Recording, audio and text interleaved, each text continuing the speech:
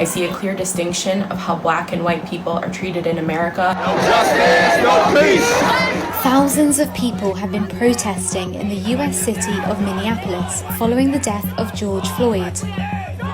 On May 27th, police there say they responded to a call about a customer attempting to use a counterfeit $20 bill. A 10-minute video was filmed of George Floyd, a 46-year-old man groaning, "I can't breathe," as a white policeman knelt on his neck.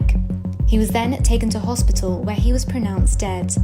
4 police officers have since been fired. The former officer filmed holding George Floyd down has been charged with murder. President Donald Trump has described the incident as a terrible, terrible thing, adding that he's asked the Justice Department to speed up an investigation into what's happened. But he's also drawn criticism from protesters for some of his tweets about the escalating situation in the past few days.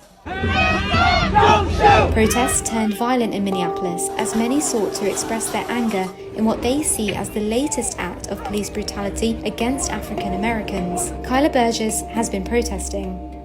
I feel heavy as a black American. I'm terrified, and there's absolutely no excuse for an armed police officer to put their entire body weight on a man's neck when he was unarmed.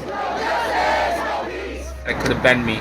It makes me feel like the system has failed me for 300 plus years, and what do I have to do to make a change? As a biracial, light-skinned woman in this country, I do not understand what it feels like to wake up in the morning and fear for my life based on the color of my skin.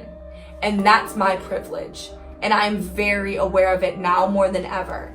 George Floyd's death is a reminder of other African Americans who have died.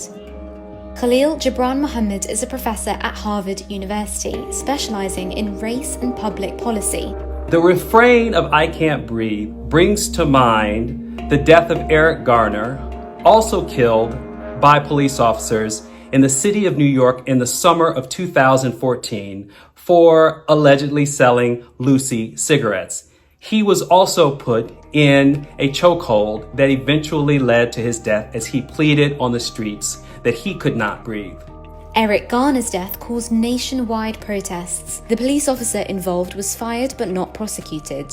More recently, Ahmaud Arbery was shot and killed by a father and son who are white while jogging in Georgia. They and one other man have been arrested. For more than 2 months, police did not charge them until the shooting gained widespread attention in the national media and provoked outrage. 26-year-old Breonna Taylor was allegedly shot and killed by police at her apartment in the US state of Kentucky after they raided the wrong address. The FBI is investigating. So why does this keep happening? Over and over again, we see video evidence of the excessive use of force by police officers for African American men and women who are deemed suspects of crimes that are both not violent and do not involve weapons, and on average are 3 times more likely to be killed by the police than whites. And others in the community are hopeful that things can change. I am seeing white Americans ask questions and want to be a part of change. And so I really hope that we can rally together, because Big Floyd should be here, but he's not, and that's wrong.